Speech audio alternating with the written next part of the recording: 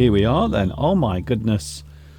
Can I just say straight away, it is an absolutely glorious day here in the UK. I can't believe how nice the weather is at the moment. Here we go. Hello. Welcome. It is English Addict, live from the birthplace of English, which just happens to be England.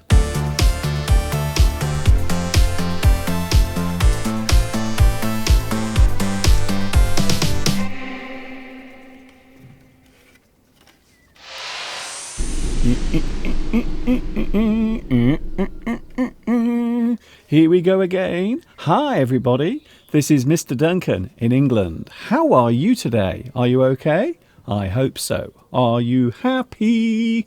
Are you happy? Yes, it is Wednesday afternoon. As you can see, it is almost 10 minutes past 2 o'clock here in the UK, and we are live once again across YouTube. Thank you very much for joining me.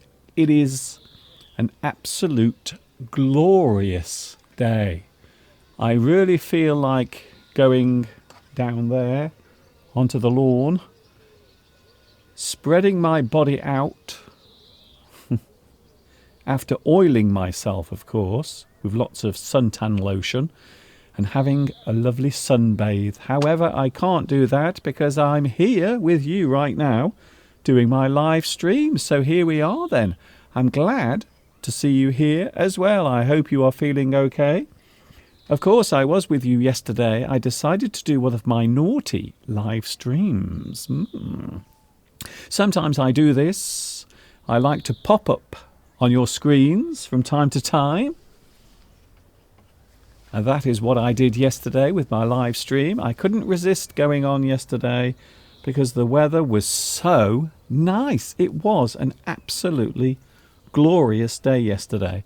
And I hope you enjoyed the live stream. I think I was on... How long was I on for yesterday?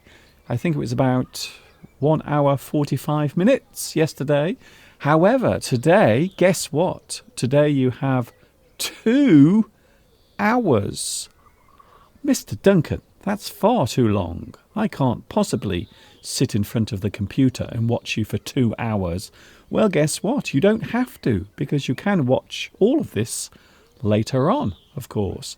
So for those who are often concerned by the fact that they can't watch all of the live stream in one go, you don't have to. You can always come back later, watch a little bit more, maybe wait for the repeat on YouTube. And of course you can have captions not only recorded but also live as well. Isn't that incredible? If you want to have live captions, it's easy. All you have to do is press that on your keyboard. There it is. All you have to do is press that on your keyboard there. Press C right now. Don't put it on the live chat. Just press the button. Just take your finger and press C on your keyboard. That's all you have to do. And for those who are using mobile devices, well, yes, you can also do it as well. All you have to do is go where? Oh, up there. Can you see in the corner? You might not be able to see it because the trees are in the way, but there it is. Can you see those little red dots or those white dots? The white dots in the corner. That will take you to your functions, and you can actually get captions right now. So even if you are watching on your mobile device, guess what? You can get live captions as well. All you have to do is set the function on your mobile device. And now, after clearing that up, I hope you are feeling good today. We have a lot of things to talk about today. We are looking at some words connected to being hot. Hot words. So I don't mean exciting words. I mean words connected to being hot. And there are many phrases as well that we can use in English connected to being hot. It is a hot day here. It is around 27 26, 27 degrees Celsius today. So it's a really hot one. They are saying that today is the hottest day of the year so far here in England. So it's a good one. It's a nice day, and I couldn't resist going outside to do my live stream. I hope you are okay. Hello to the world, wherever you are watching at the moment. Maybe good morning, maybe good afternoon, maybe good evening, or maybe even tomorrow. Perhaps it is already Thursday where you are. My name is Mr. Duncan. For those who don't know who I am, my name is Duncan, and I teach English on YouTube across the world, and I've been doing this for ever such a long time. This year, it will be my 14th year. 14 years I've been doing this. Can you believe it? Well, I can't believe it, to be honest. I can't believe it. I suppose I should warn you today. Here is a warning. I am wearing my shorts. I know it isn't a pretty sight. I have very big knobbly knees, unfortunately. But the good news is you will not see my legs today. I can guarantee at no point during today's live stream will you see my legs. So don't worry, even though I'm wearing shorts, I have made sure that you can't see them on the camera. Oh, by the way, we've made it all the way to the middle of the week. Yes, it's Wednesday.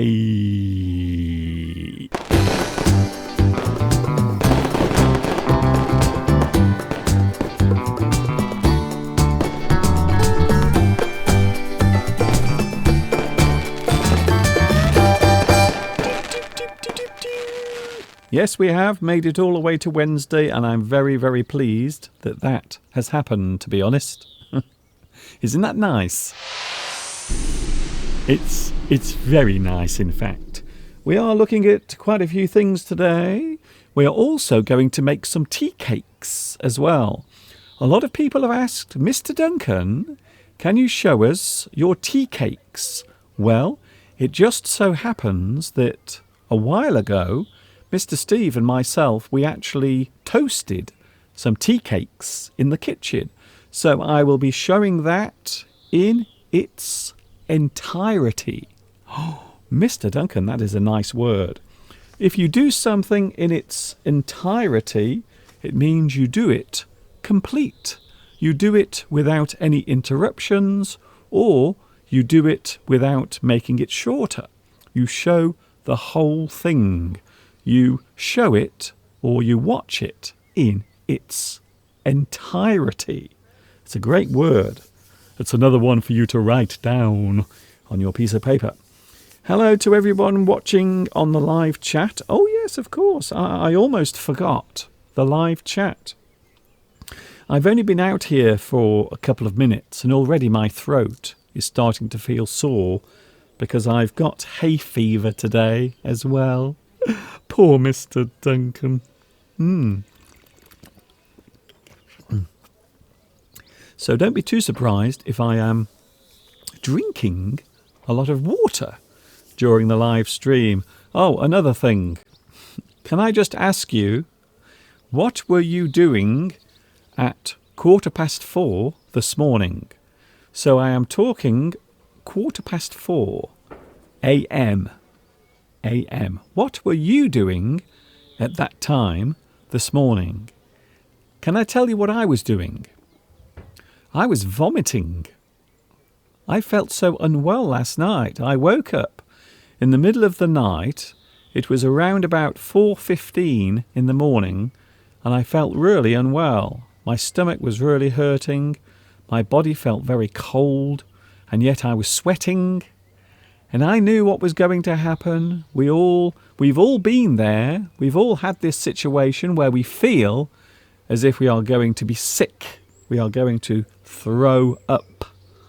And I got out of bed. I waited for a while, but I knew it was going to happen eventually. I knew I was going to be sick. And it happened. At around about 4:20 this morning, I was being sick in the bathroom. I don't know how or why or what caused it, because I made the supper last night. So maybe I made myself ill with my own cooking. Who knows? So I had some fish fingers last night. So maybe, perhaps I did not cook the fish fingers for long enough. However, I was being very sick this morning. And there is nothing worse. However, I don't know about you, but whenever you actually throw up, whenever you vomit, I don't know why, afterwards it feels amazing. It's like your body has been released from some sort of agony. I don't know why. It's suddenly as if a huge cloud has been lifted from your soul.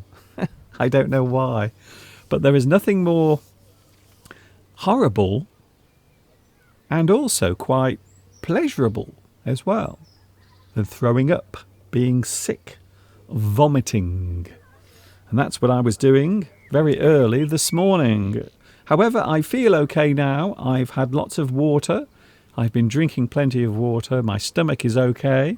Mr. Steve made some scrambled eggs on toast a few minutes ago. So I've had something to eat. So my tummy is full and I feel very happy. We are also going to take a look at some baby birds today. Baby pigeons, baby robins, baby goldfinches. In fact, at the moment, here in my garden, I am surrounded by baby birds, young birds that have left their nests. They have fledged from their nest. So when a bird fledges, it leaves. It goes out into the big wide world. So we are going to take a look at some baby birds a little bit later on. I promise I won't be mentioning my little drama in the night. I won't be mentioning that again. So I'm sorry if you were eating at the moment. If you are eating, I'm sorry. But I felt as if I had to get it out of my system. Literally. It was actually literally. I literally had to get it out of my system at around about 4:20 this morning. Hello to everyone on the live chat. Who was first on today's live chat? Oh, hello, Mosen. Nice to see you here. Guess what? You are first on today's live chat.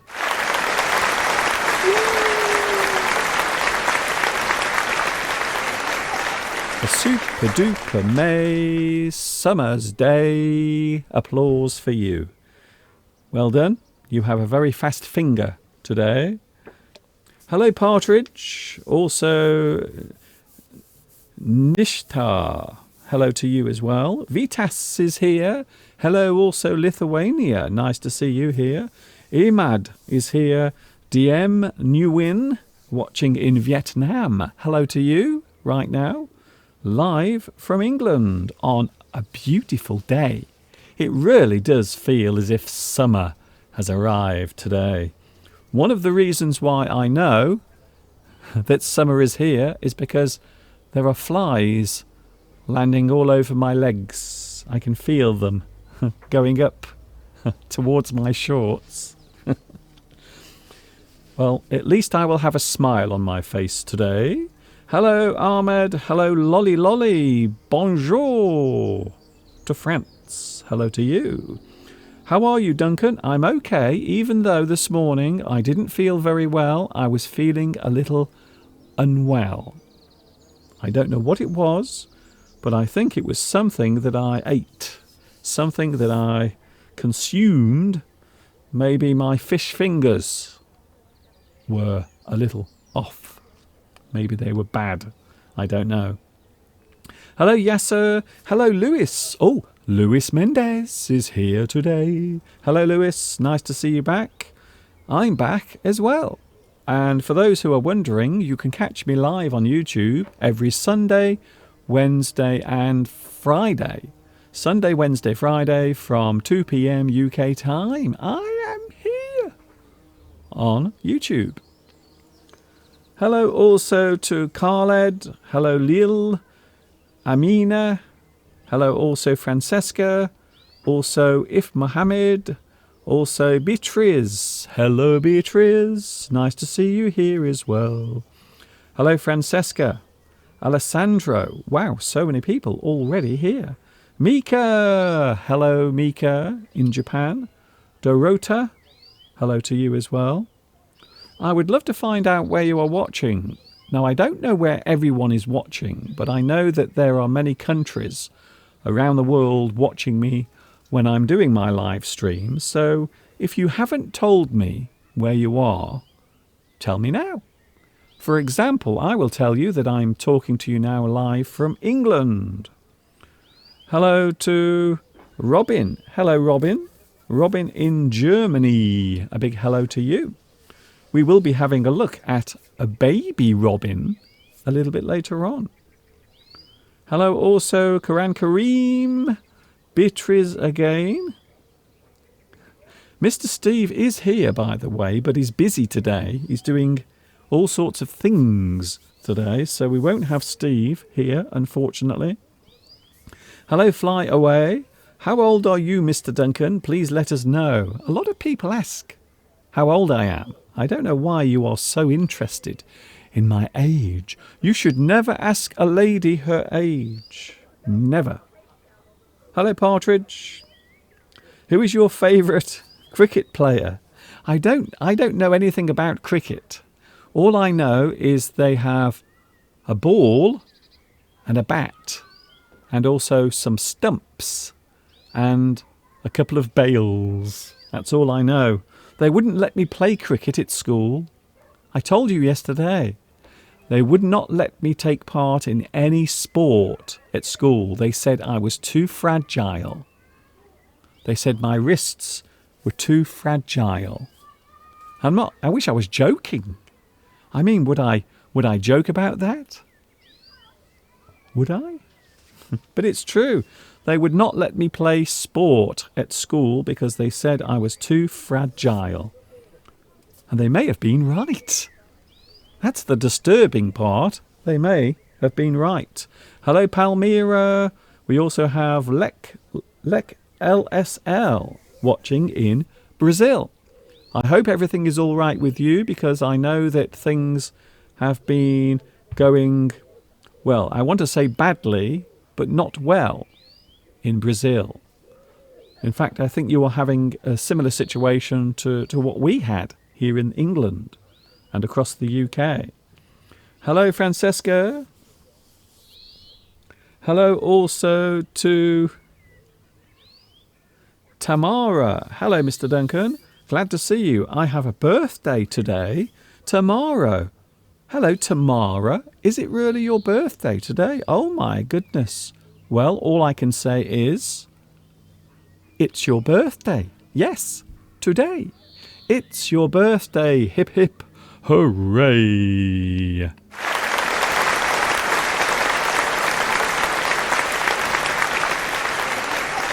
Have a nice birthday, Tamara. It sounds like tomorrow. It sounds as if I'm saying tomorrow, but I'm not. Tamara. It's a lovely name, by the way. It's a very nice name. Hello also to Christine. Hello, Mr. Duncan. That's me, by the way, live from my garden. There is an aeroplane flying over at the moment. I think it might be Richard Branson.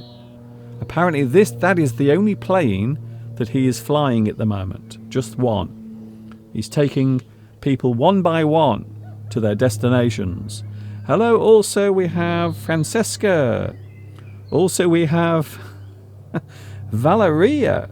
Oh, my internet is not very good today. Oh, I will shake my fist at your internet. Oh, internet. Oh. That's what you do sometimes, you see. When you get angry, sometimes you shake your fist. You go, oh, I feel so angry.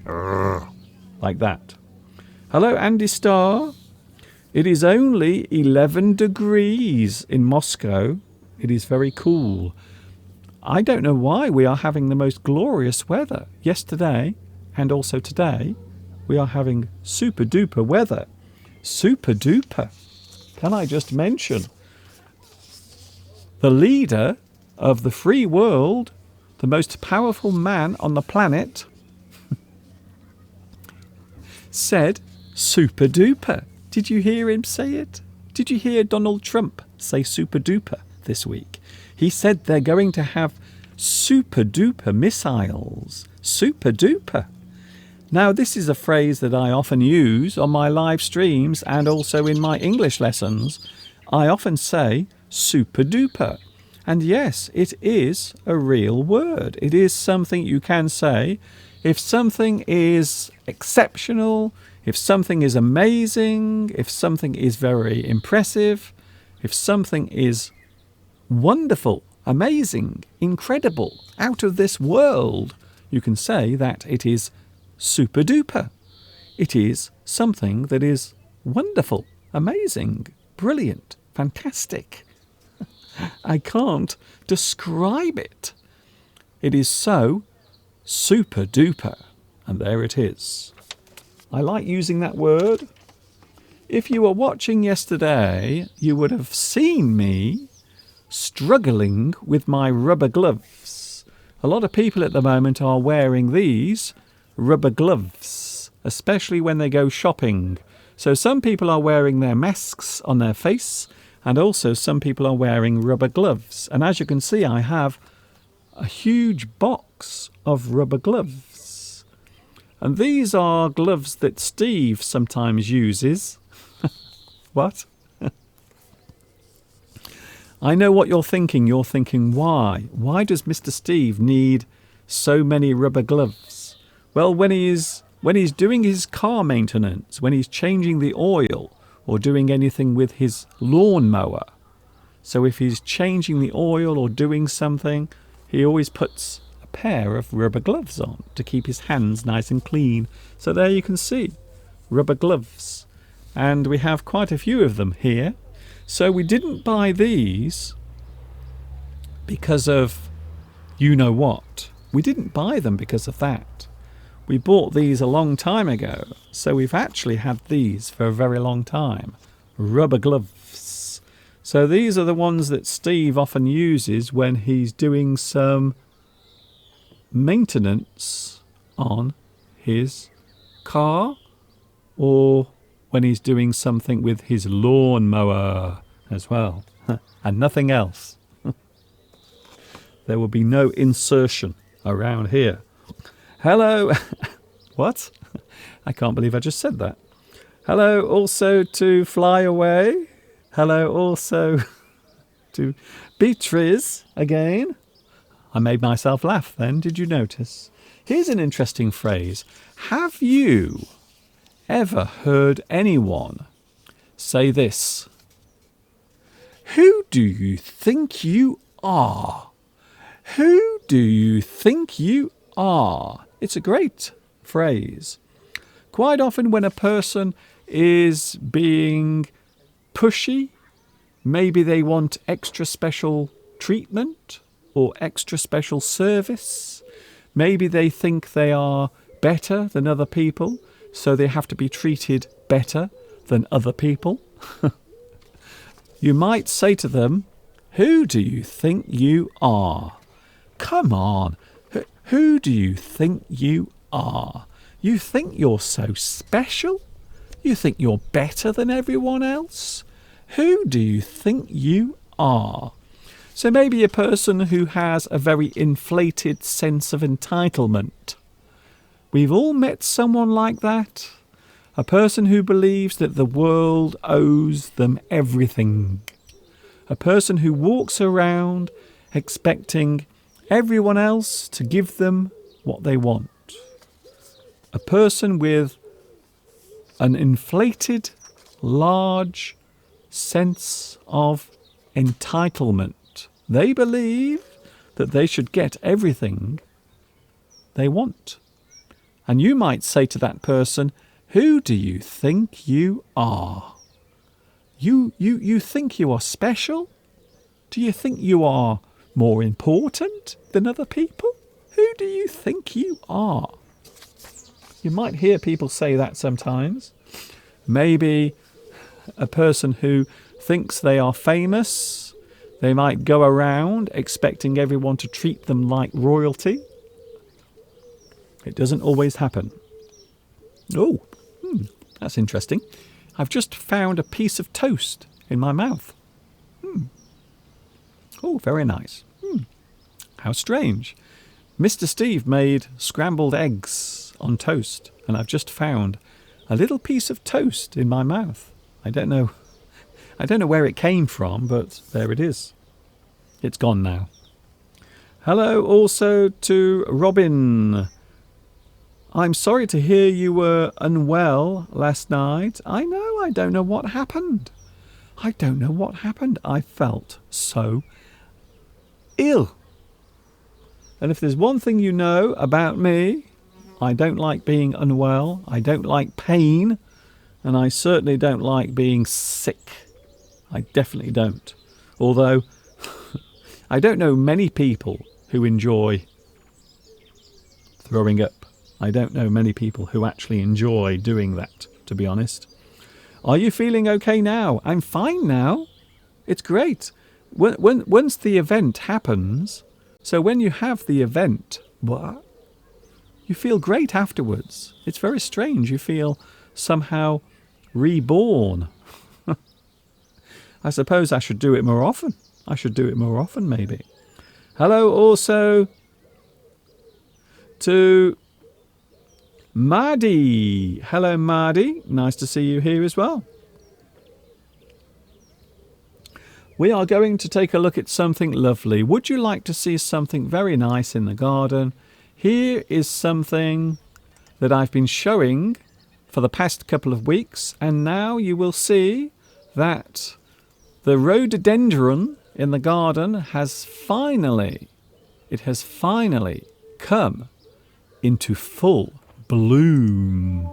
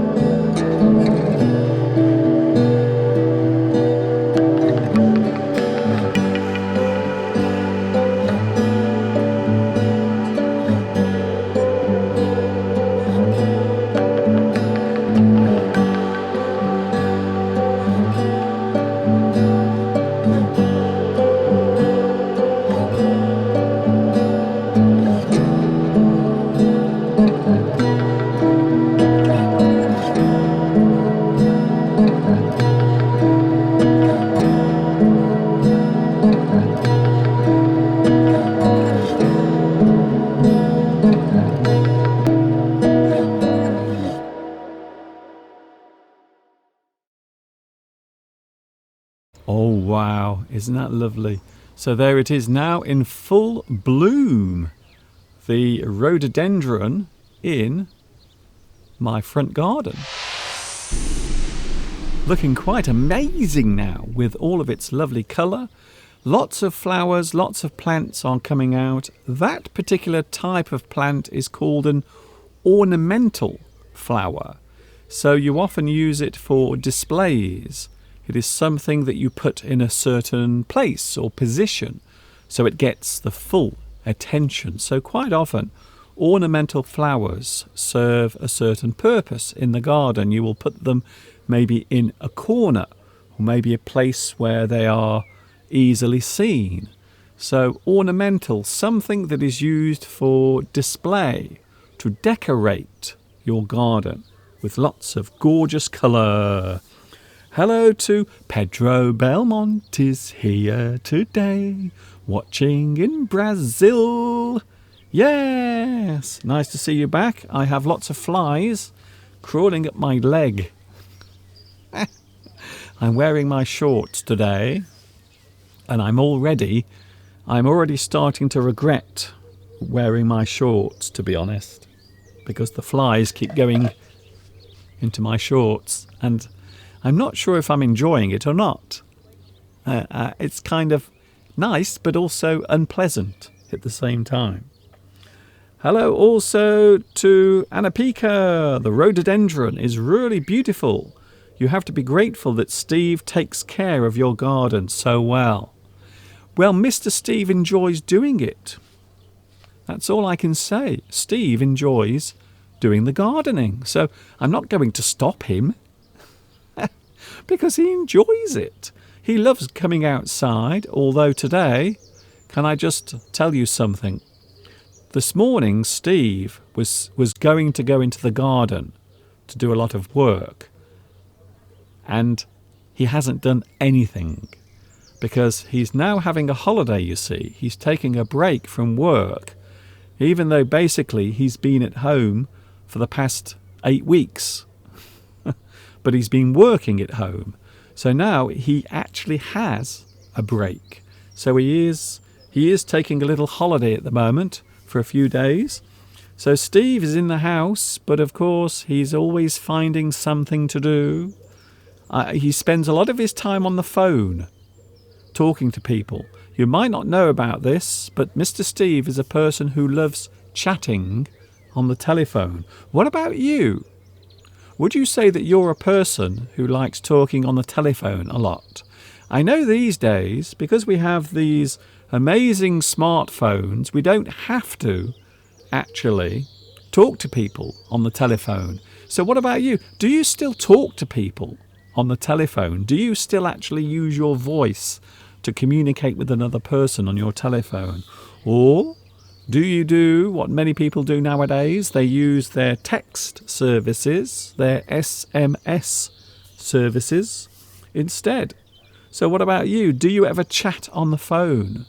Do you enjoy chatting on the phone? To be honest, I don't. There we go. I'm being honest. I'm not a person who can sit talking on the phone for a long time. I get a little tired of it. I find not being able to see the person all the time when you are having a conversation, and especially when they have nothing to say. Have you ever done that? Have you ever been on the telephone with a person and they say nothing, and yet the conversation goes on, and yet they're talking about nothing? Some people might say it's a little bit like your live stream, Mr. Duncan.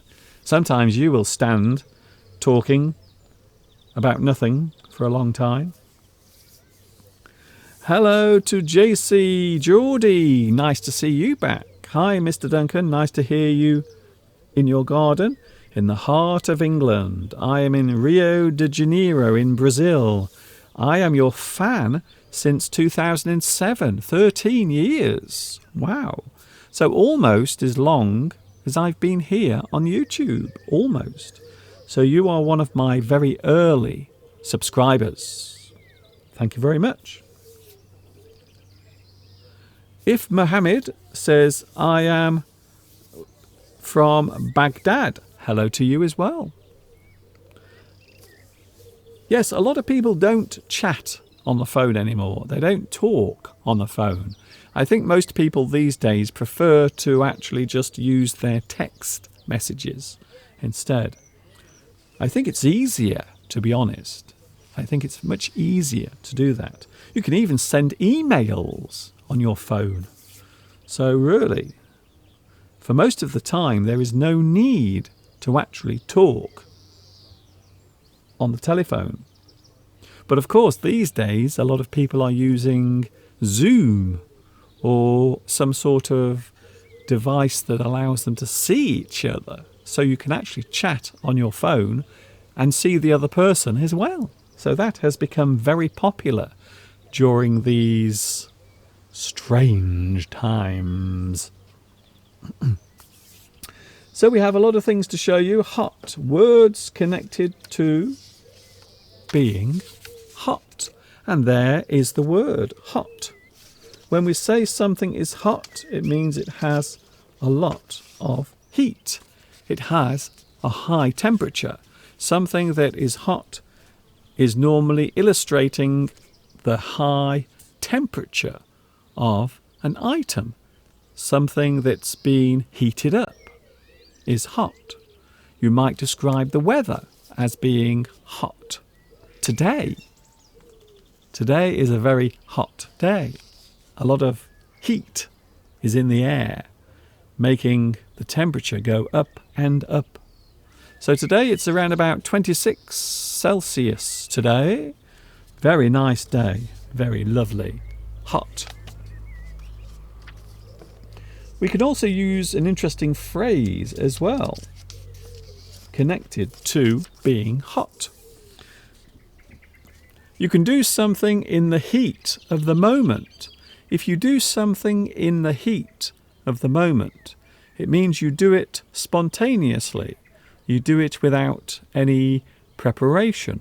Normally, if you lose your control of your emotions, if you lose control of your emotional state, you might do something in the heat of the moment because your emotions have taken over. They've become crazy in your mind. You can't control your emotional feelings. The feelings that are happening, maybe anger, maybe lust, maybe the desire to do something crazy. You do it in the heat of the moment.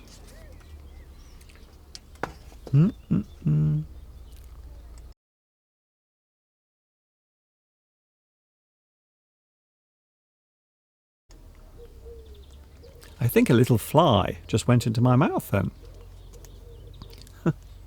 I think I swallowed a fly then. There was an old woman who swallowed a fly. She swallowed a fly. Perhaps she'll die.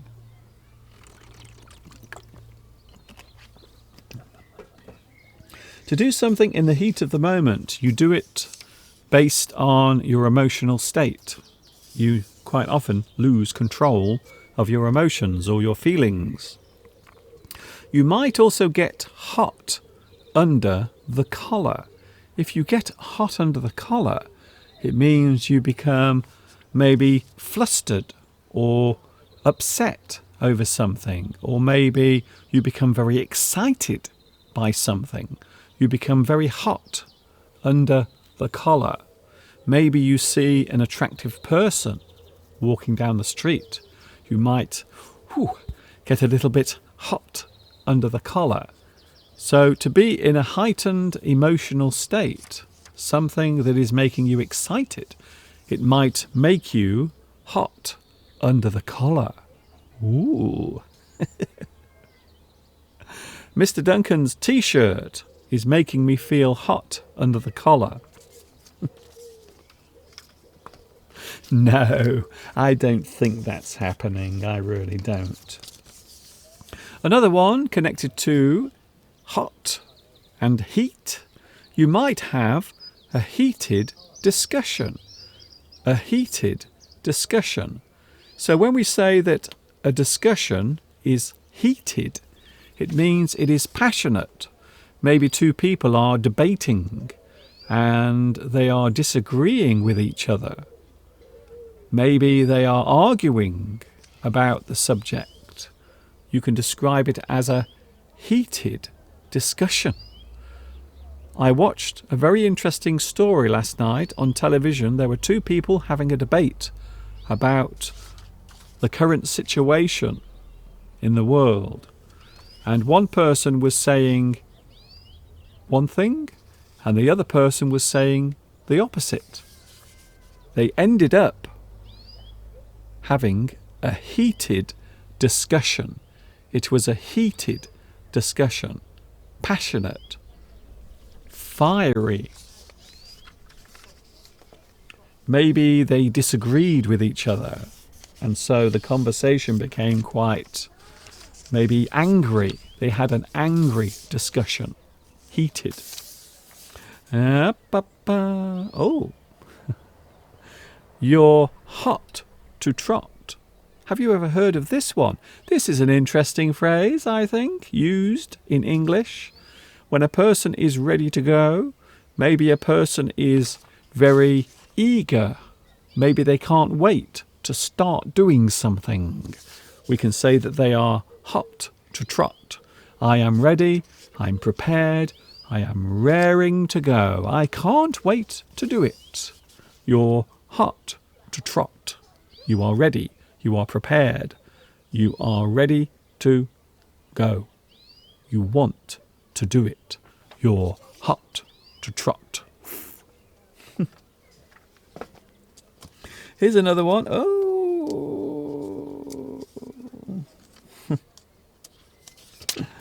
Yes, there it is. The heat is on. Oh, so maybe if you are in a competition, maybe if you are competing against another person, maybe you are competing against a group of people, you might say that the heat is on because you have to compete against other people. There is a lot of pressure on you to succeed. You might say the heat is on. It really is. The heat is on. It means there is a lot of pressure. There is something that must be done. Maybe you have to do it well, or maybe you have to do it straight away without any preparation. You can say that the heat is on. There was also a song way back in the 1980s called The Heat is On, the heat is on. Glenn Frey, for those who are wondering. Look, oh my goodness, hot off the press. Here is another one, hot off the press. If something is hot off the press, it is new. It is a piece of news that no one knows about. This is the latest information that you've received. It is hot off the press. It is a piece of news, a piece of information that no one knows about. Maybe a new piece of information that you have heard from another person. They told you just a few moments ago. Just a few moments ago I heard that Mr. Duncan is getting married. It's hot off the press. That news was not known before. It is hot off the press. The word press, by the way, relates to newspaper printing. So something is hot off the press. So maybe when a newspaper is being printed, all of the news contained in there is new, current. It is topical. It is hot off the press. I like that one. I like it a lot. Here's another one. Oh, here is a naughty one. Ooh la la. Ooh la la. Ooh la la indeed. To have the hots for someone. Mr. Duncan, that is so naughty.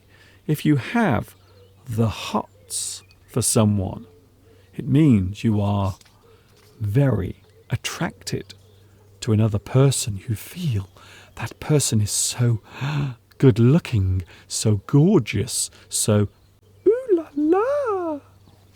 You have the hots for someone. You find someone very attractive. You would like to get to know them well. You have the hots for someone. Maybe a beautiful girl that you saw in the supermarket, or maybe a handsome man who delivered your Amazon package. I'm making myself laugh today. I must stop doing that. To have the hots for someone. You are very, very excited by a person and their appearance. Ooh la la. Here we go. Hot topic. Wow. Can you think of a hot topic? Can you think of a hot topic? There are many hot topics. When we say hot topic, a hot topic is a subject that everyone is talking about, something that is current, something that is happening right now? Can you think?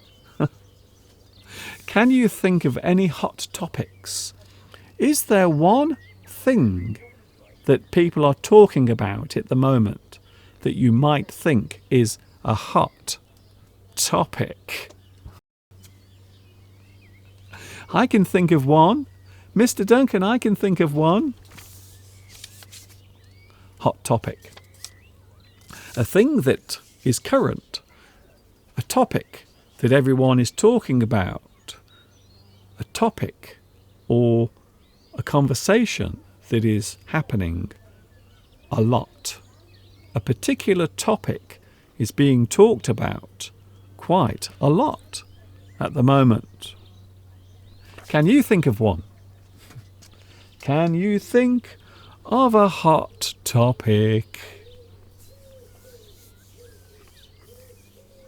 Yes, thank you, Nishtar. You are right. Yes, that is a very hot topic. The hottest. It is hotter than the centre of the earth.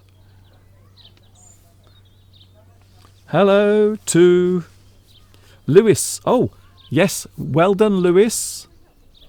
Brexit. The exit from the European Union by the UK, that's us, has once more become a hot topic. People are talking about Brexit again after a very long period of no one talking about it or giving a damn. Suddenly everyone is interested in Brexit again.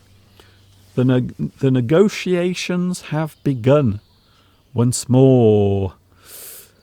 Hello to Nixon. Hello, Nixon, the preacher. Hello to you. I will give you a little salute. I hope you don't mind. I hope it's not too familiar. Hello also Andy Starr. Yes, a hot topic is classical opera. So are many people talking about classical opera? I would imagine a lot of people must be feeling very frustrated, especially if you enjoy going to see live performances. If you like to see live performances, then you must be really annoyed at the moment because you can't go to see them. Hello also Malia, nice to see you as well.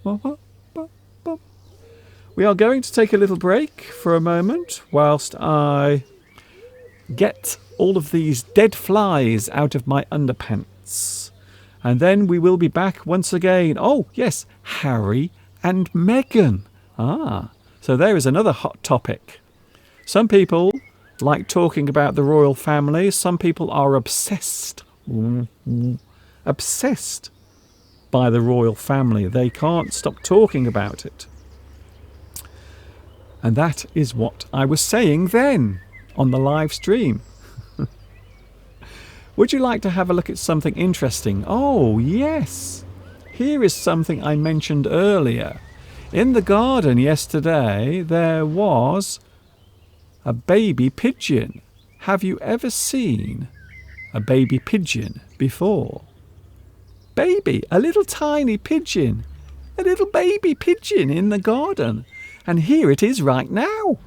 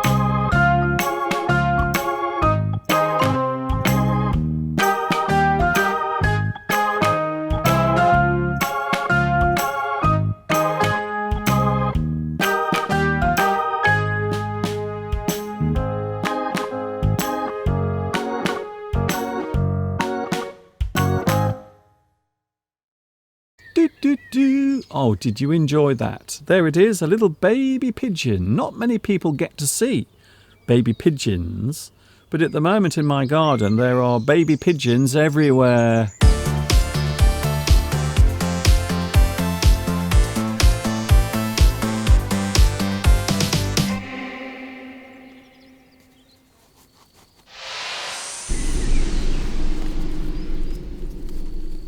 Do you want a rubber glove? I have lots of rubber gloves here. Mr. Steve uses them for all sorts of things when he has an emergency. Maybe he has to put some rubber gloves on his hands. Normally when he's changing the spark plug on his lawnmower, or maybe he is doing something with his car, maybe perhaps.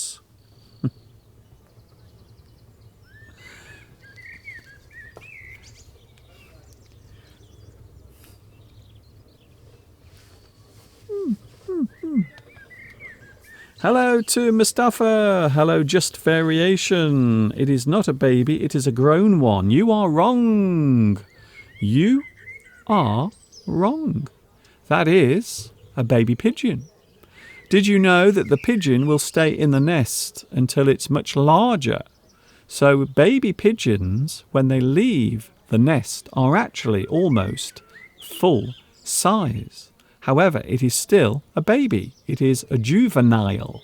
So a young bird we often describe as a juvenile. I can hear a pigeon now above my head.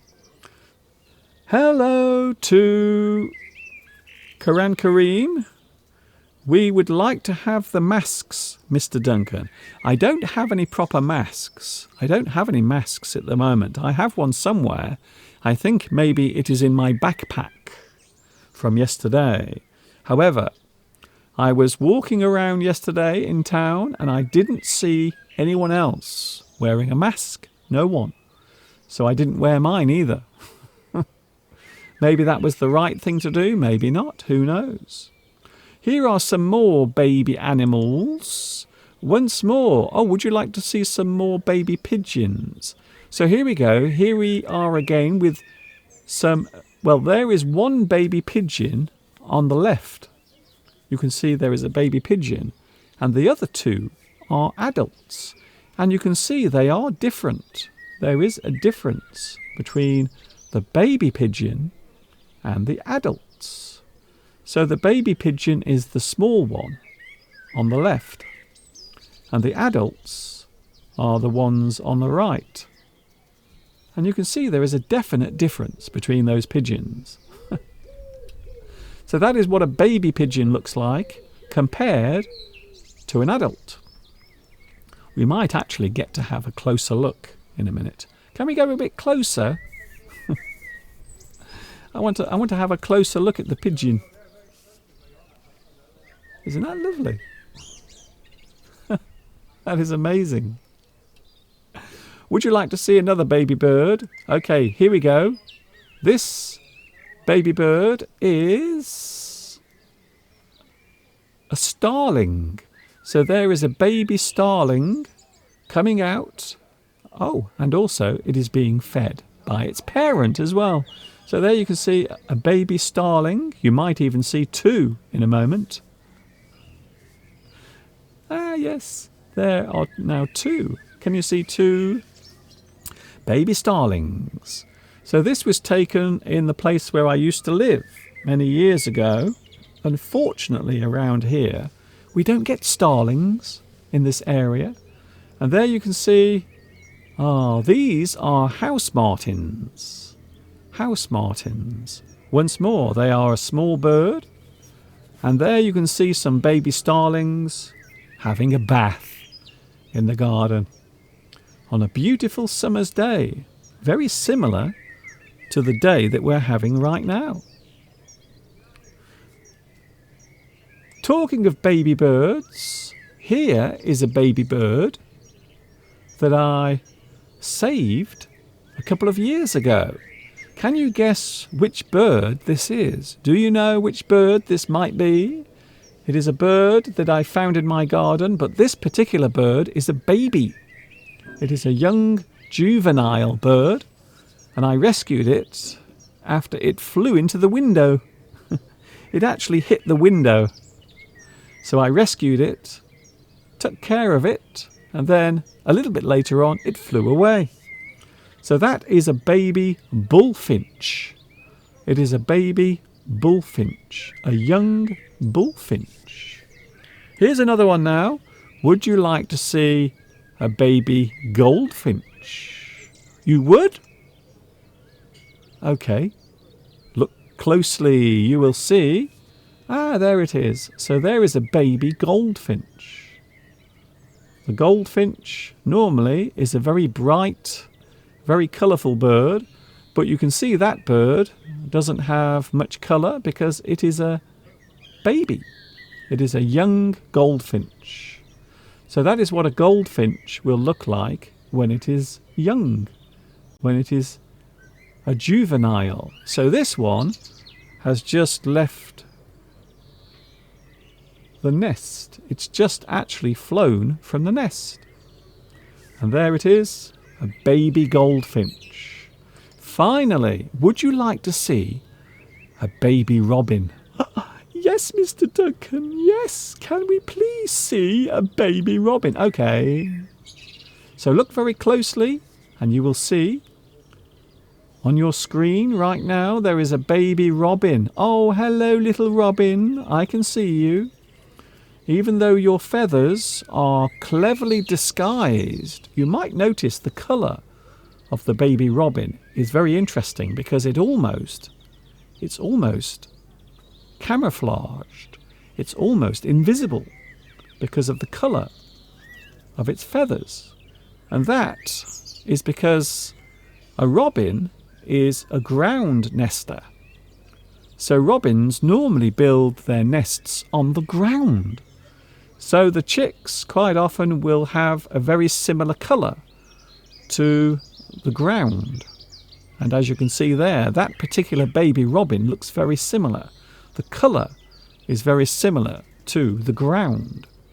And that makes it much harder for the predators like sparrowhawks and kestrels. It makes it harder for them to see the baby robin. So there it was, a few little shots taken over the years of some of the animals, some of the wildlife that I've seen in my garden. I hope you enjoyed that. We are looking at a lot of things today. We will also be taking a look at, yes, we are going into the kitchen with Mr. Steve to make some tea cakes. That is coming up a little bit later on as well. Lots of things to do. Also, another thing I haven't mentioned yet, but I'm going to mention it right now. We have the sentence game coming up a little bit later on. And yes, we will be having it. I know last week I promised the sentence game, but unfortunately we ran out of time. But today, yes, we are definitely having the sentence game, play along at home. And today I will be asking you to fill in the blanks. So what I'm going to do, I am going to give you a sentence, and what I want you to do is to fill in the spaces. So there will be some spaces where you have to put some words. So what I want you to do later on when we play the sentence game, I want you to fill in the blanks. To fill in the blanks. I want you to fill in the empty spaces. That is what we are doing later on. As you know, there are many English lessons on my YouTube channel. There are many English lessons, including my full English lessons as well. We are going to take a look at one of my full English lessons. This is an excerpt from Full English number 31. And then we will be back live once more. We will be playing the sentence game. in around about 6 minutes' time.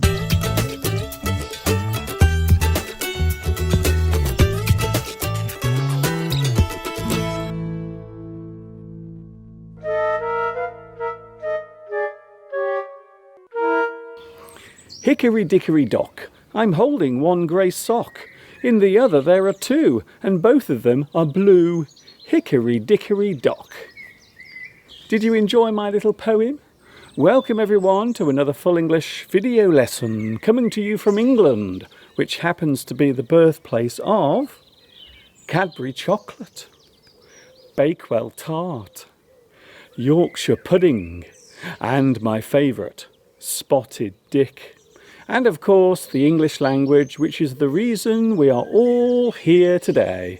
So, take a deep breath, open a few windows, make a nice hot beverage, because today's Full English lesson is going to start right now.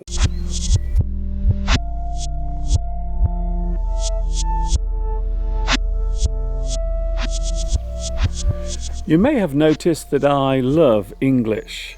Some of my favourite English words happen to be the smallest and the most commonly used. A good example is the word off. It seems like such a simple word, yet it is often used on a daily basis in so many ways. To cancel something can be described as being off. Sorry girls, the football match is off. You can call something off. We had to call off the outdoor concert because of the rain. To have a free day away from work can be described as being off. I won't see you tomorrow as it's my off day. You are having the day off. Another use of off day is when things keep going wrong or when your mood is not good during a certain period of time. Sorry for all the mistakes, guys. I'm having a bit of an off day. To make your way out of a place or to announce your departure, you can say that you are off. Okay guys, it's 5 o'clock. See you tomorrow. I'm off. If something that is perishable has gone past its best, then we can say that it is off. Don't drink that milk. It's off. This salmon smells awful. I think it's off.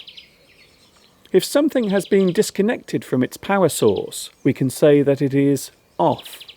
The TV isn't broken, it's off. Talking of which, I'm off over there. It's time to do the next sequence.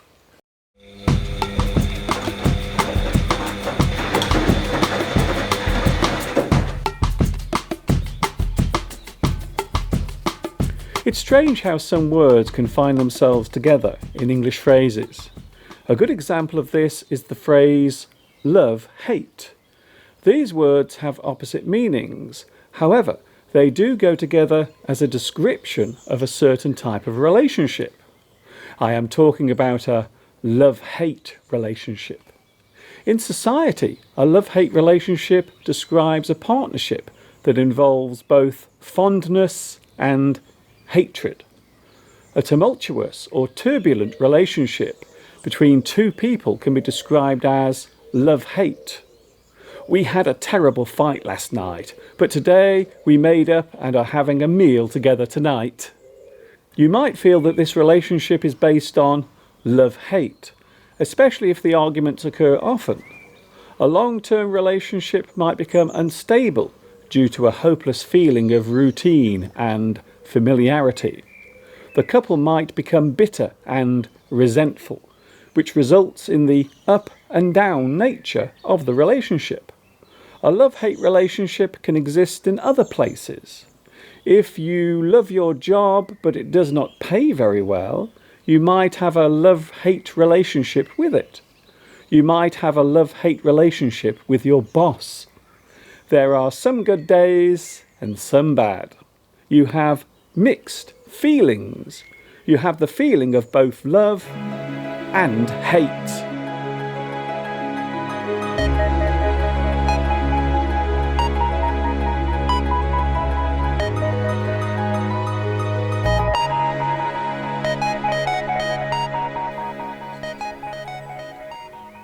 What do you want and what do you need?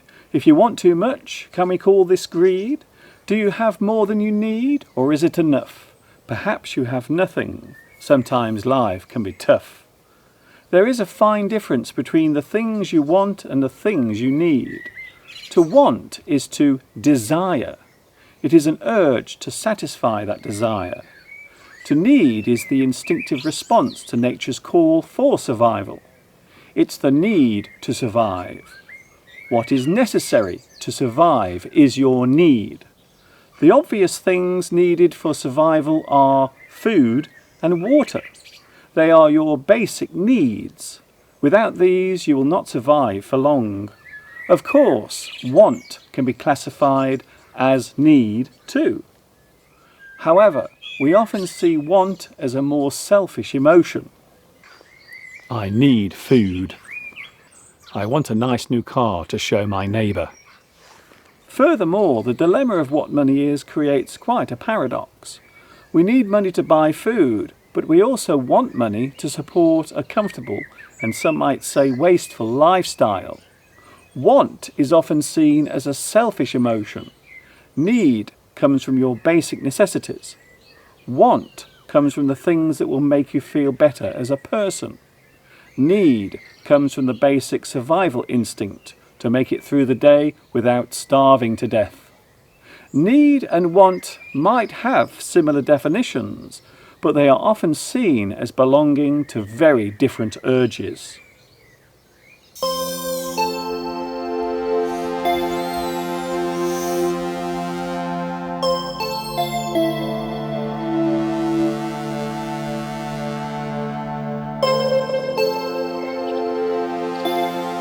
What is a split infinitive?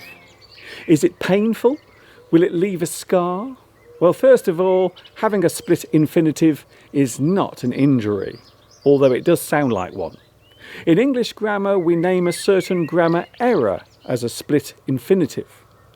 An infinitive in English grammar is the use of the word to with a verb. While there are no grammar rules that prohibit split infinitives, many English experts strongly disapprove of them. An example of a split infinitive is the classic, to boldly go where no man has gone before. The word boldly and go should be the other way round. It should read, to go boldly where no man has gone before. In writing, this looks more dramatic, but when spoken, the split infinitive sounds better. So while the use of a split infinitive is technically incorrect, you might only find the most pedantic English teachers picking you up on it. To pick someone up on something is to correct them by pointing out their mistake.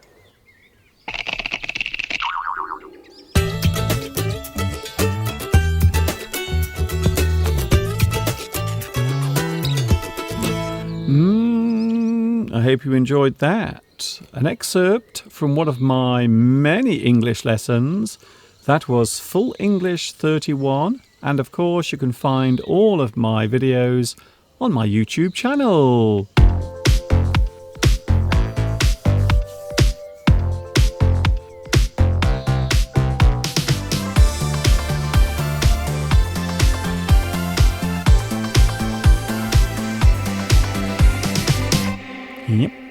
Yep. It is English Addict Live, episode 74 already. I can't believe we've made it all the way to episode 74. For those who love the English language, you might be, like me, an English addict.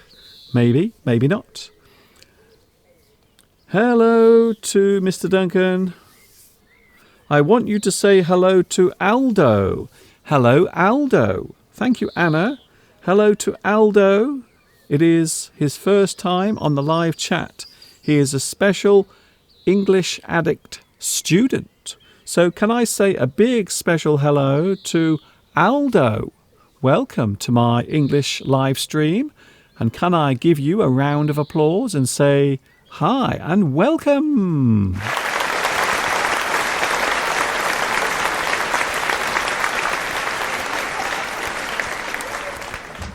hope you enjoyed that. Thank you, Aldo. Nice to see you here. I hope you will enjoy the world of English. After all, it is a fun and exciting place to be.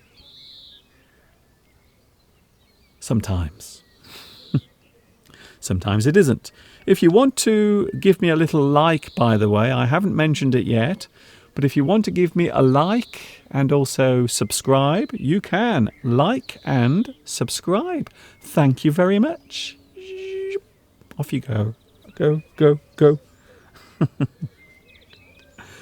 It's time to play the sentence game. Are you ready to play the sentence game?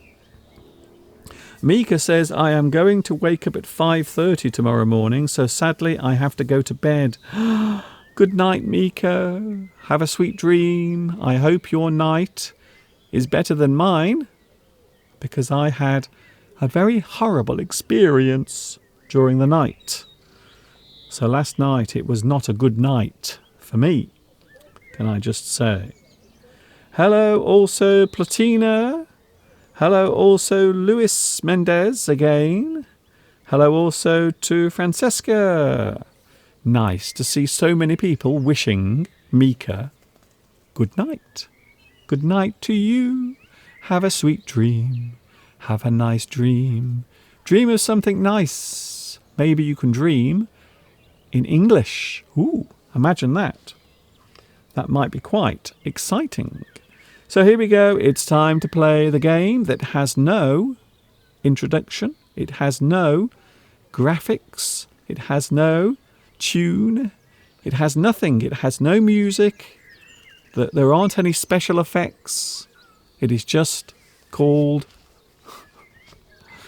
Sorry, there's a fly biting into my leg. It's very annoying. It is just called the sentence game. Would you like to play the sentence game right now? Okay. The sentence game, the sentence game. Play at home, play along at home.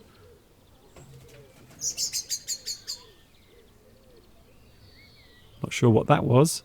It sounded like a blackbird getting rather frightened by something. I hope it wasn't me. Maybe it was my terrible singing.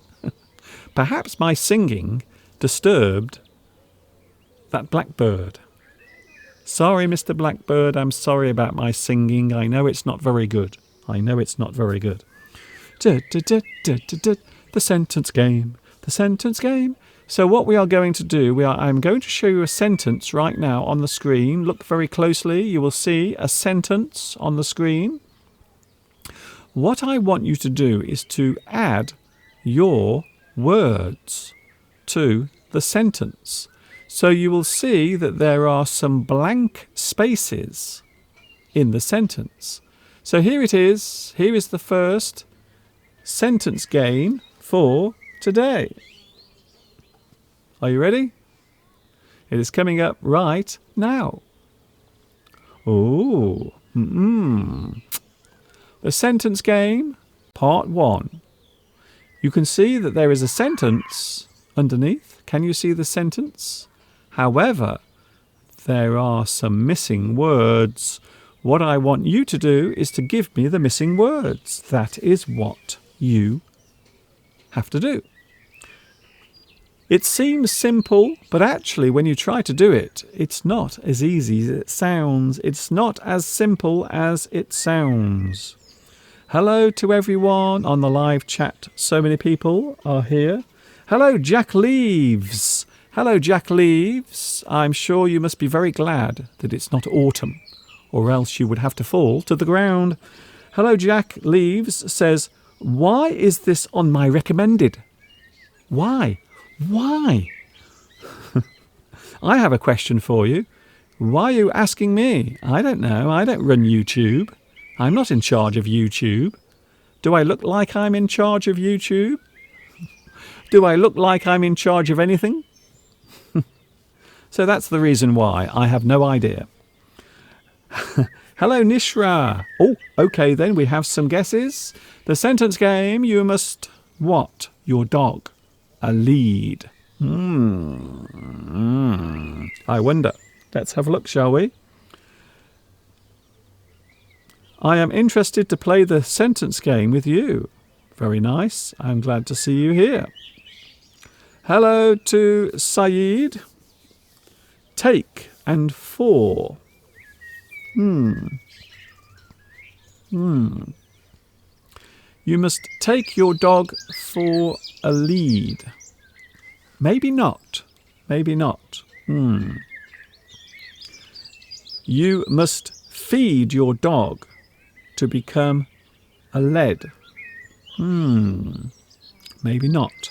So the words underneath are you must, your dog, a lead. Lead. Another word you can use instead of lead is leash. So when we say lead, it is the thing that you lead your dog with. You will hold the lead in your hand, and then the other end will go around the dog's neck. Lead. Some people might say leash. Leash is another word you can use. You must something your dog something a lead. This is an easy one, by the way. In a moment, we're going to have some very hard ones. Very hard indeed. You must something. Hello, Shipley. You must take your dog to a lead. Near, you are very close. Julia says you must use your dog as a lead. Use your dog as a lead. Yes, I suppose you could do that. If you wanted your dog to be in front of you and maybe guide you, then your dog could be your lead. It is taking you forwards. And of course, many people do use dogs. People who are blind or have difficulty with their sight, they will use a dog to lead the way. So yes, I suppose we could use that. You must tie your dog with a lead. I like that one. I suppose you could, yes. You must tie your dog with a lead. So if you don't want your dog to run away, you must tie your dog with a lead. And then the dog will not run away. I like that one. Yes, we can use that. I think so. Tomek. Ah, Tomek. Yes, very good. I like your suggestion. That is a good one. Tomek says, you must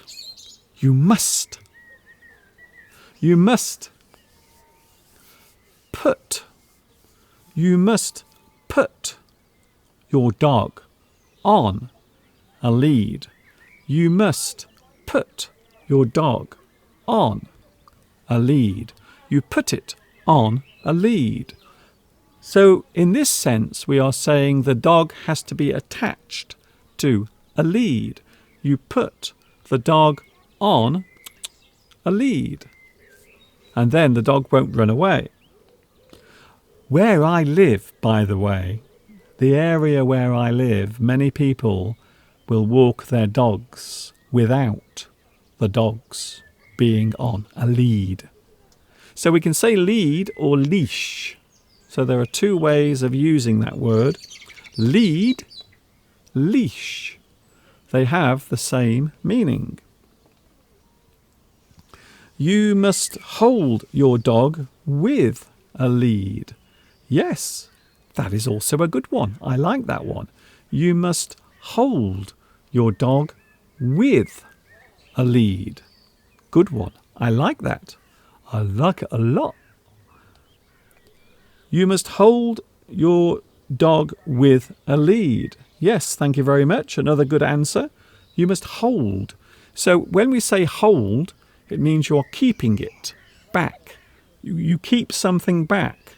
So when you hold back your dog, you are keeping it back from other people. Francesca, you must take for a walk your dog. with a lead. Yes, well, we have one word that's missing, but I suppose you can have more than one word if you want. You must take for a walk your dog. We don't normally do it in that order. So normally, instead, we will say you must take your dog for a walk on a lead. So normally it is the other way round. So the grammar is the wrong way round. However, the sentence is correct, but the grammar is back to front. Hello also to learn and share. You must hold your dog with a lead. Good, another one. So again, you are holding the dog. You must hold your dog on or with a lead. So in this sense, you can say you must hold your dog on a lead. So you can say on or with. On or with. Hello, never give up. You must catch your dog with a lead. Well, I suppose you can. There are some very interesting devices that you can use nowadays. There is a particular type of leash that you can let go, and then if you want your dog to come back, you will press a button, and then the lead will pull back, and the dog has to come back towards you. So that's a very good invention for taking your dog for a lead. Aline says you must bring your dog to walk a lead. You must bring your dog.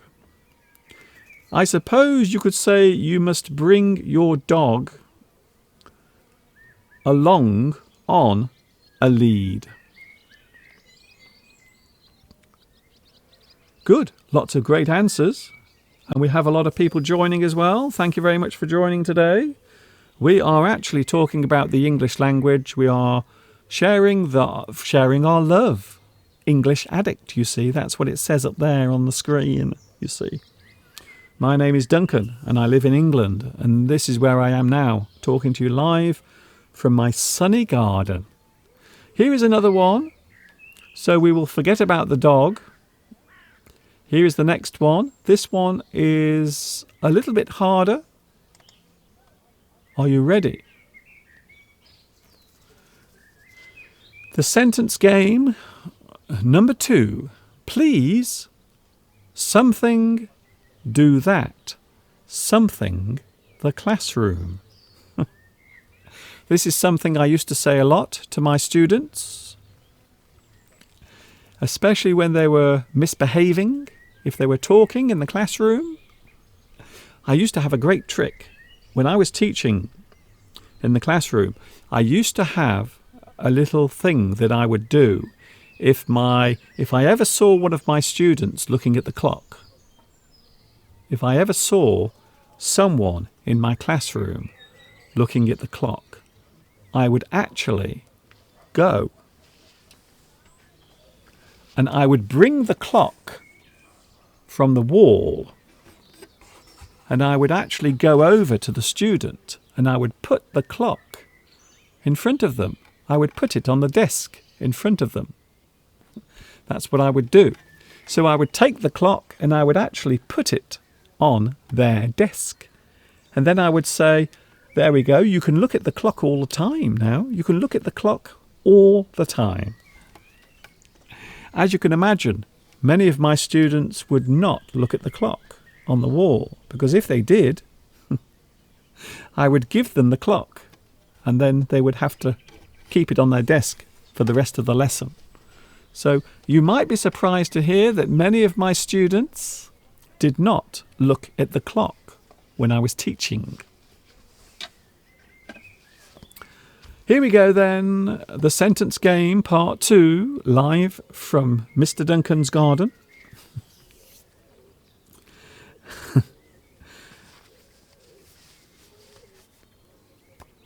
Please, something, do that, something, the classroom. What are the missing words? Please understand, you must do that like most during the classroom, such as eating some Jaffa cakes, Mr. Duncan. The thing is, I would never eat when I was teaching in the classroom. I would never do that. So if I went into the classroom to teach, I would never eat in front of the class. No, you can't do that. Hello to Mosen. Please don't do that in the classroom. Please don't do that. I suppose you could also say, please do not. Please do not do that in the classroom. Please don't do that in the classroom. Hello, Cap Devi. Please understand that you must do the things that you like doing during the classroom, such as eating some Jaffa cakes, Mr. Duncan. But I don't do that. When I'm in the classroom, I don't eat in front of the students. I never do that. Please stop to do the outcry, the classroom. I'm not sure what you mean by that one. Please don't do that. So what I'm asking is for the person not to do it. Please don't do that in the classroom. Please don't do that in the classroom. So you are asking, the action must stop. Please don't do that in the classroom. When you are in the classroom, please don't do that. I suppose maybe the student is talking.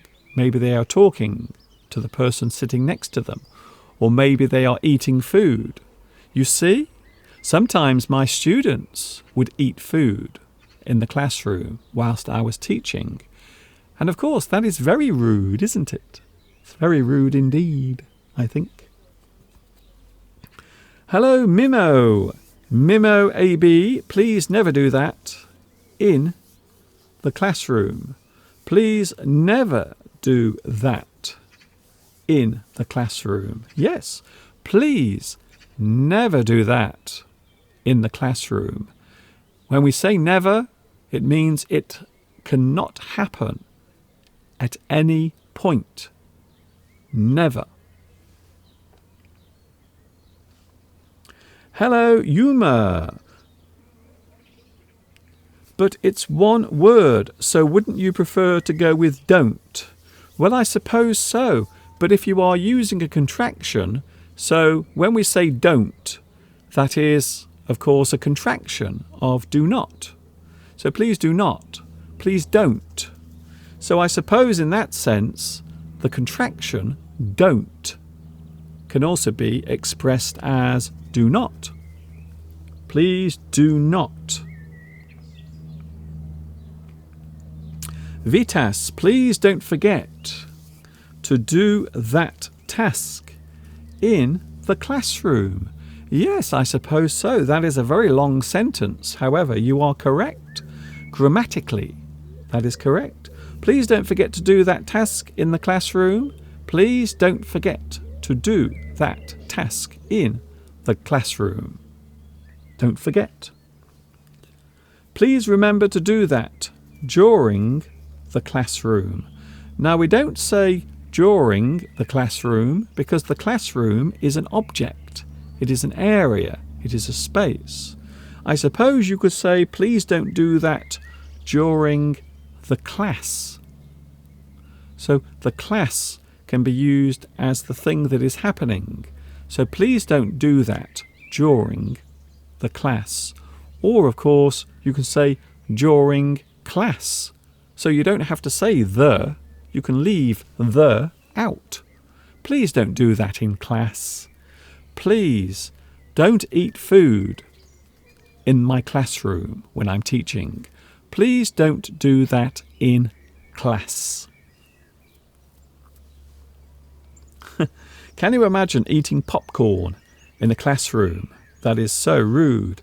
I would agree with you there, definitely. I think it would be very impolite. Impolite. Ruby. Hello, Ruby. I know a girl, and Ruby is her name. A very famous song by, was it Steely Dan? I think so. Donald Fagen and Steely Dan. I know a girl, and Ruby is her name. Ruby, baby. Please let me do that in the classroom. Please let me do that in the classroom. So it's almost the opposite.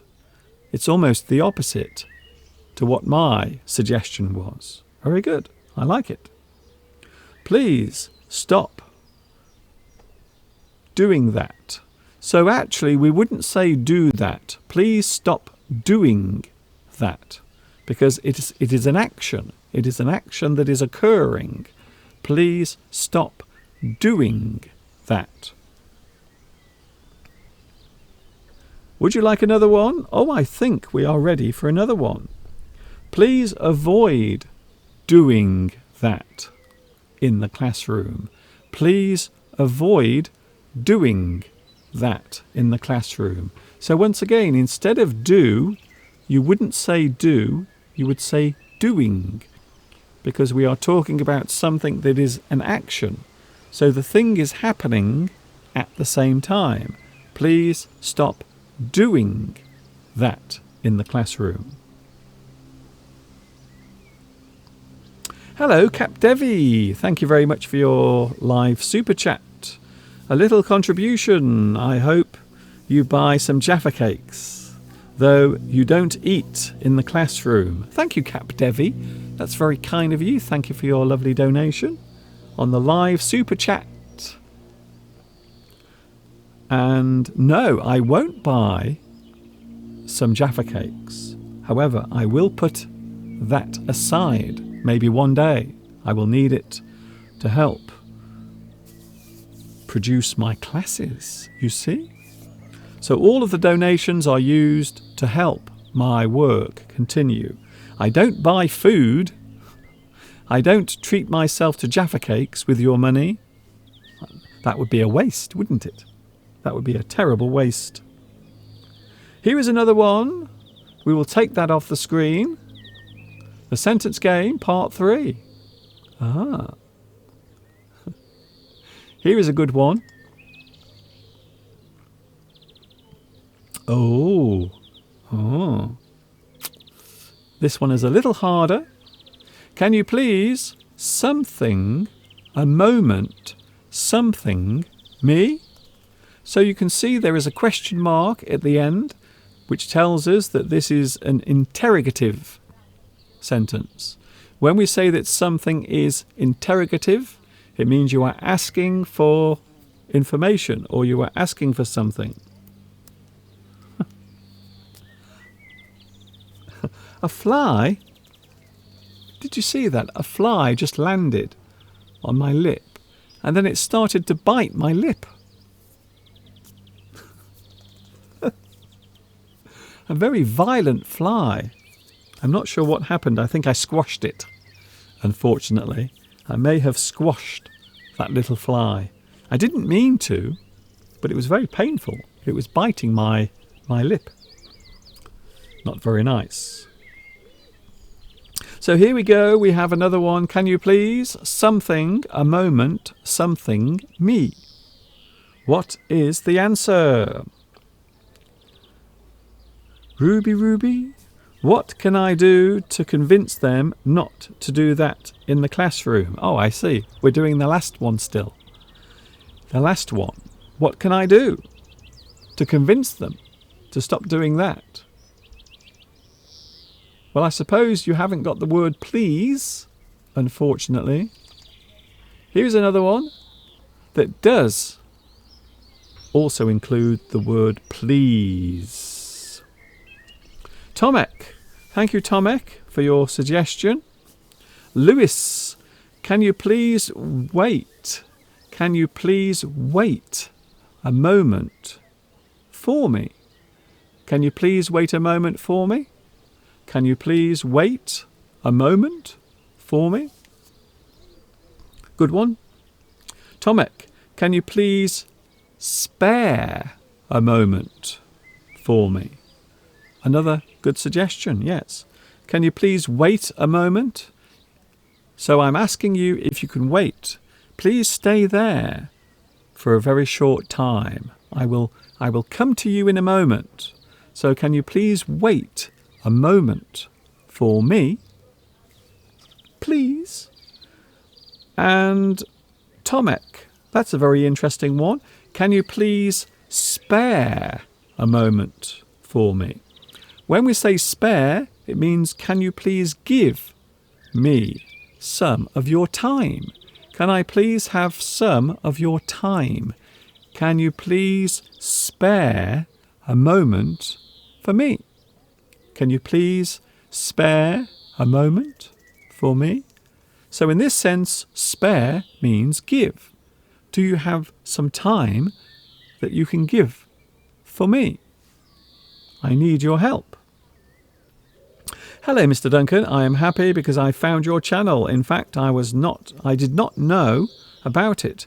But when I was on Facebook, I saw comments and advice about your channel, and I found it.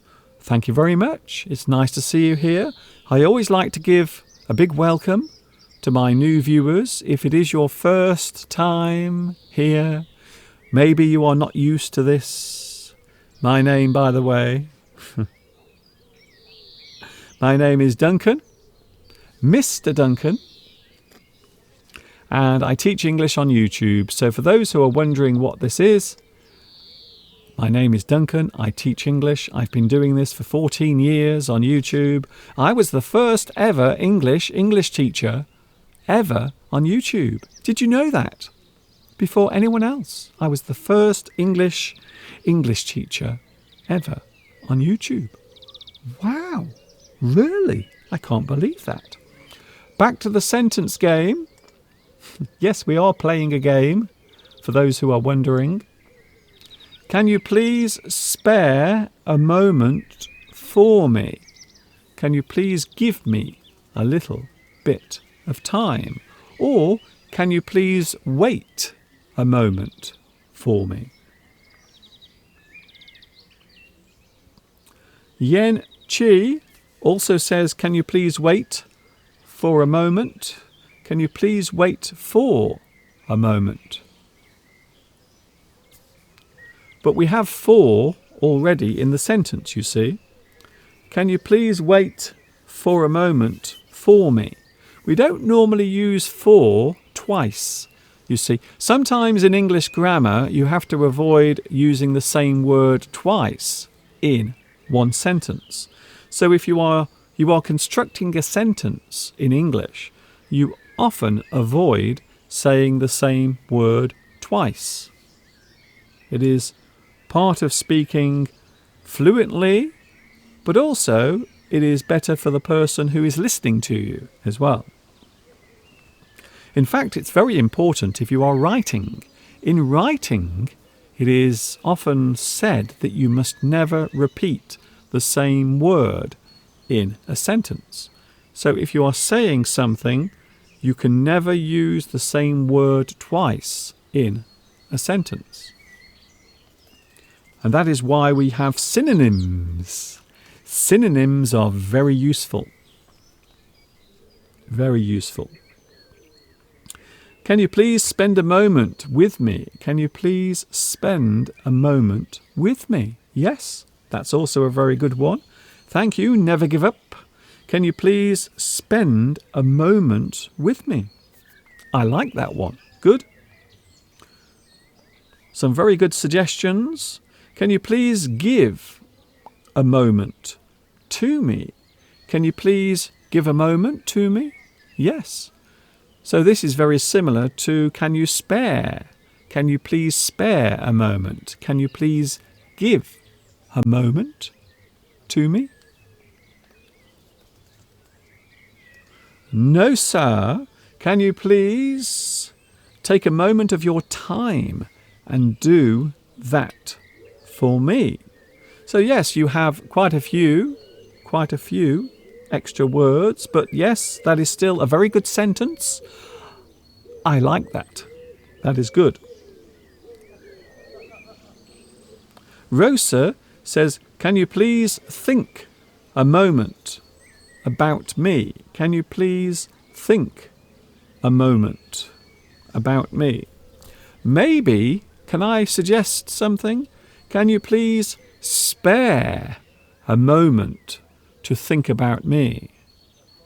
So maybe I want you to think, maybe tonight when you are looking at the stars in the sky, maybe you will be standing there looking at the heavens above, and you might think, I wonder what Mr. Duncan is doing now.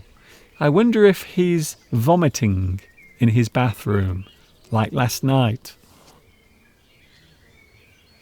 Yeah. But that was what I was doing. That's exactly what I was doing last night. At 4:20 this morning, I was vomiting. And I don't know why.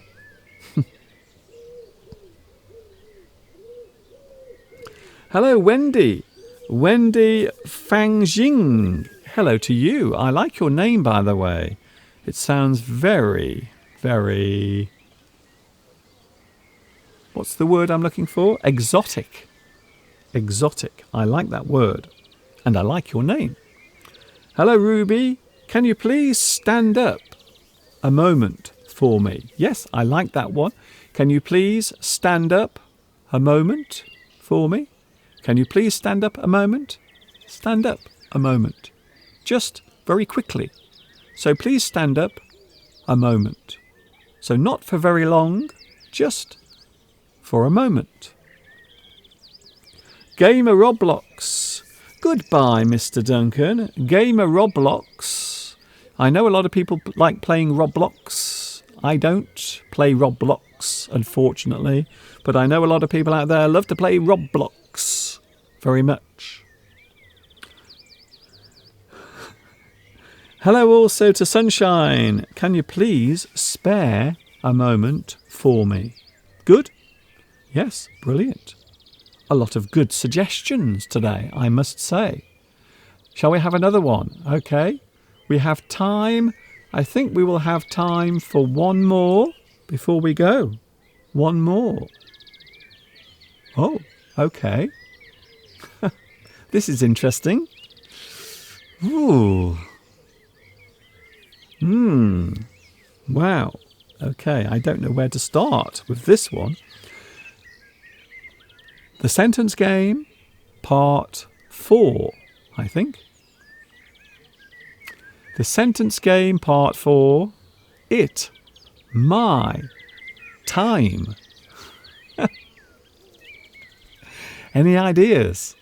Do you have any words that you can put in that sentence? I want you to fill in the blanks. Fill in the blanks. It. My. Time. Can you put some words in between those sentences? I will leave it on the screen for a few more moments. By the way, it's very hot. It's very hot here in England today. It's around 26 Celsius today. It is the hottest day of the year so far here in the UK. Can you believe it? The hottest day. You can hear all of the birds singing in the trees. The birds are singing. They are all very happy because finally their babies have flown away and they can have a little bit of time to themselves. Here we go then. It. Something. My. Something. Time. Something. It is my lunch time, Mr. Duncan. I like that one, yes. It is my lunch time, Mr. Duncan. It is my lunch time, Mr. Duncan. Good. I love the sound of the birds in the background of your garden, Mr. Duncan. I thought that was an answer then, but it doesn't fit in. It doesn't fit into my things. I love the sound of the birds.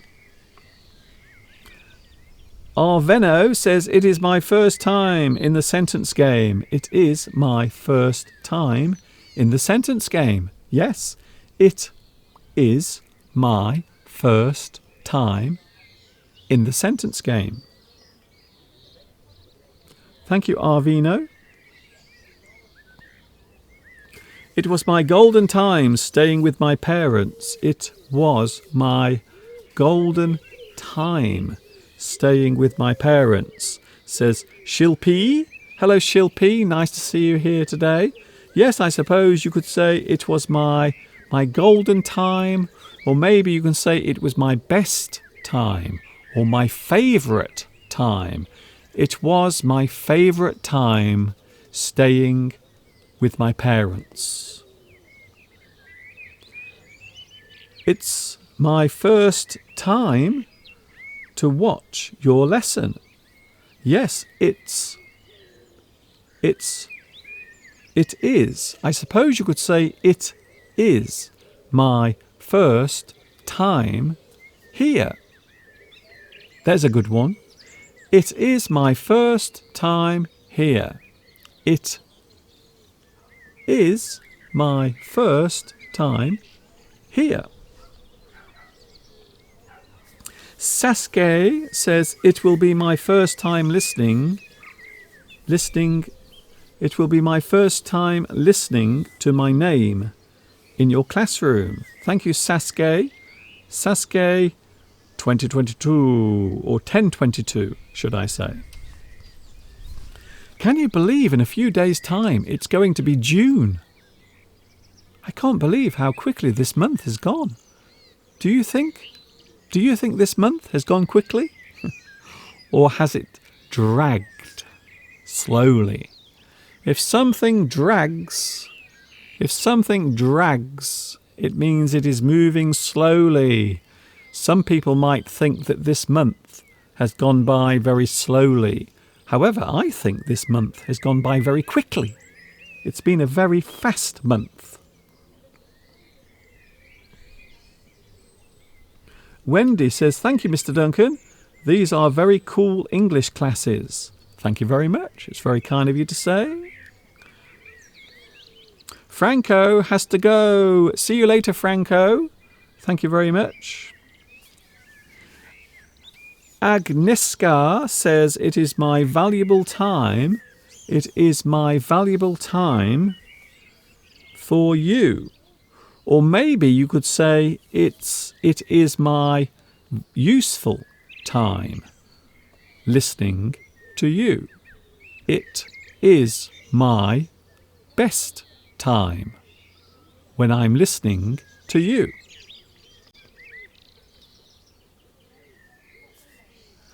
Ruby says, it is not my last time in the sentence game. I like that one. It is not my last time in the sentence game. Well, I'm glad to hear that. Does that mean you are coming back? Does that mean you will return for more of this? Wow, thank you very much. Vitas says, it is my lucky time in life. I like that one. You might have a very good period of time in your life where everything is going so well. Everything is going perfectly. You might say, it is my lucky time in life. Or, it is my lucky time in my life. You might also say, it is my best time in my life. There are many ways of using that sentence, by the way. Can you think of any more? It's time for... No, we can't have time twice. It is my dinner time now. It is my dinner time now. It is my dinner time now. Or maybe you can say, it is my lunch time now.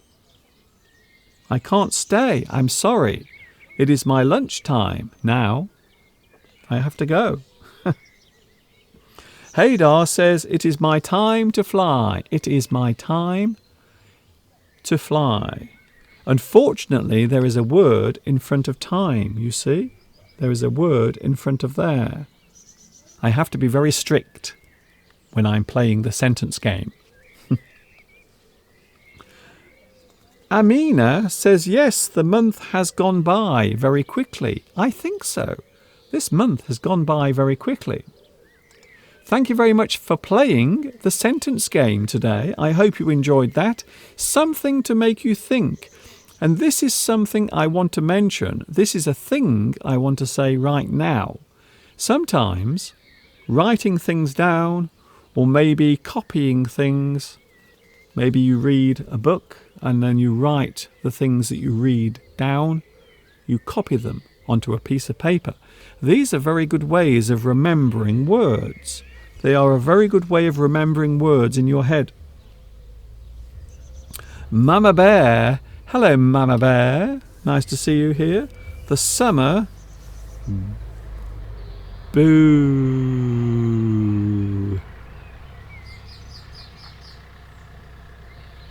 I can hear a van outside the house. I don't know if they're coming here or not. Are you coming here? Are you coming to my house? No? Okay, maybe not. Yeah.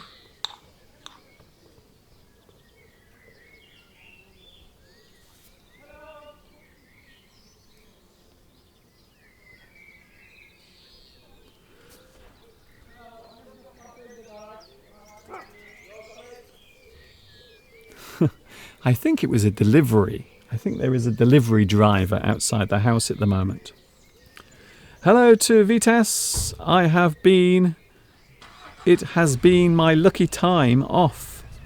Why? Why has this time been lucky for you? I wonder. Thank you, Maria. Thank you also to Mariso for your lovely comments today. Lots of things. We were looking at lots of things today. I want to leave you with something that I filmed yesterday in the garden. My little baby pigeon. Would you like to see my baby pigeon? This is a little pigeon that was walking around my garden yesterday. And in a few moments we will say goodbye, but I will stay with you a little bit longer. If you have something to say, something to ask, maybe you are wondering, where did you get that t-shirt from, Mr. Duncan? It is very colourful. It is also very loud.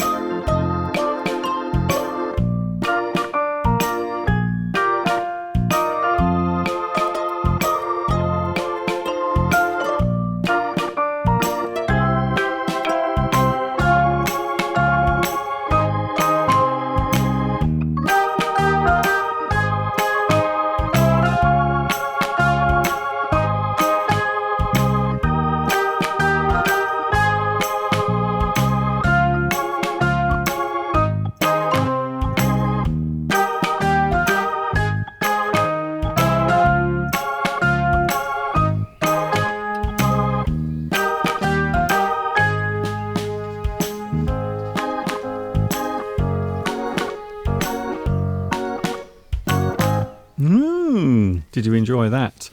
My baby pigeon that was walking around the garden yesterday.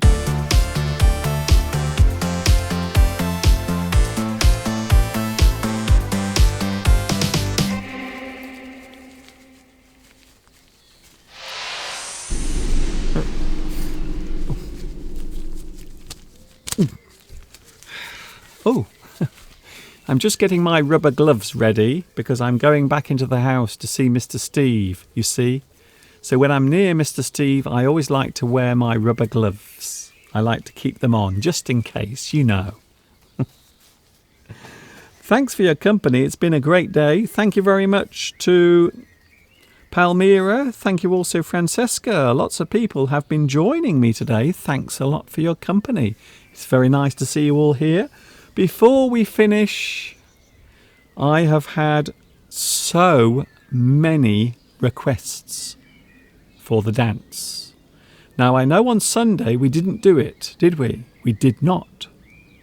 However, after having many complaints, many people asking, Mr. Duncan, you did not do your Jazz in Paris on Sunday. Why? Why did you not do it? So I'm going to do it today. I will make up for it today. I will not leave you disappointed. I will not leave you crestfallen. That's an interesting phrase, crestfallen. If you ever feel crestfallen, it means you feel disappointed or let down. You feel crestfallen. It's a very interesting phrase. Very unusual. Thank you, Anna. Thank you, Sweet Life. We are going to have our little dance, but of course, you know, there is one thing you have to do. You must join in as well, because I'm not just doing this by myself. The agreement is you do it, I do it, we do it together. We have Jazz in Paris. It is a great piece of music. It's a very good piece of music to move to. It's a very good piece of music to dance to, you see. So that's what we're doing now. We are about to have a little dance. So come on, I want to see you stretch your limbs. I want to see you move. I want to see you stretch. I want to see you extend your arms.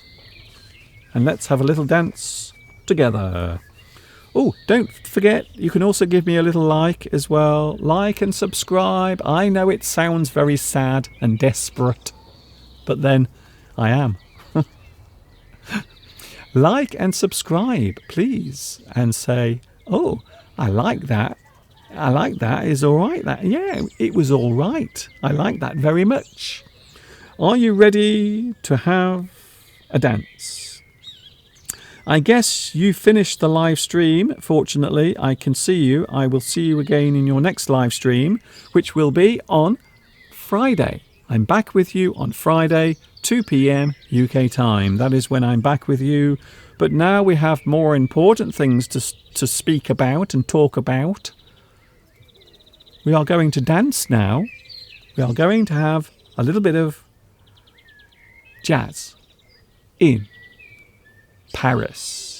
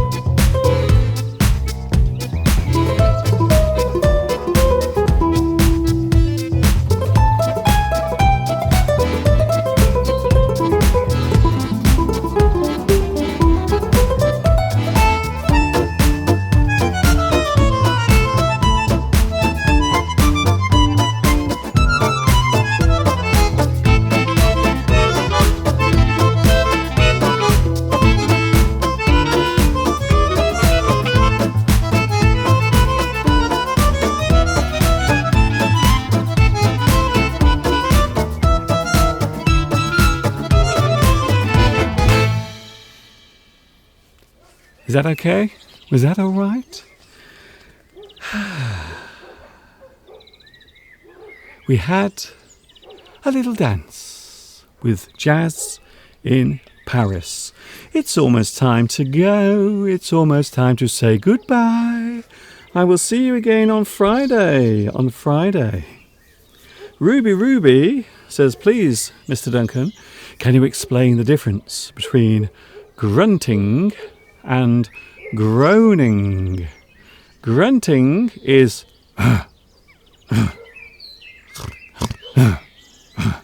that is grunting. Groaning is ooh, yes,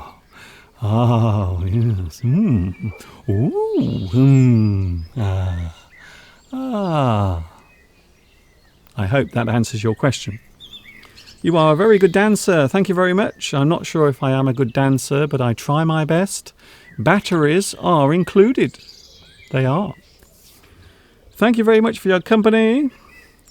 Thank you to Costella Stroller, who says, you're a bunch of retards. Thank you very much. That's very kind of you to say. Isn't that nice? Thank you very much. Guess what I'm going to do now? Yes, I'm going to press my big button because I have the power. I have the power to make you vanish and disappear. How dare you use such an offensive word? What a nasty person. Hello, Saeed. Hello, also Ruby. Thank you very much for your company. I'm going now. I'll have to say goodbye, unfortunately. I have to go back into the house. I will put my rubber gloves on and then I will make a cup of tea for Mr. Steve. Is that okay? Maybe you are going to have a cup of tea as well. I hope so.